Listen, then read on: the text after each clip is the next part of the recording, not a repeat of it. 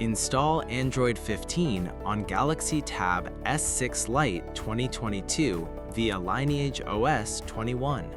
Please check the description for important notes and download links. First, download ROM and GApps packages, then transfer the downloaded files to the phone's storage. Step 2. Boot your device into TWRP recovery. Step 3.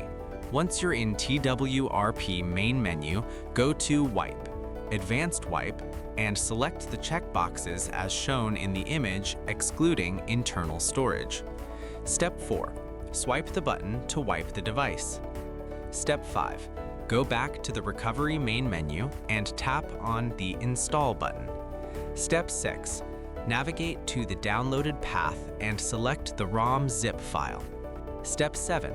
Finally, swipe the button on the screen to install ROM file. Step 8.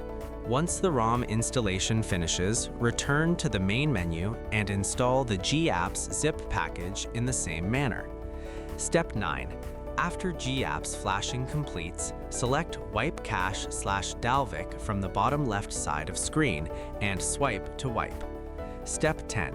When the wiping process is completed, hit Reboot System.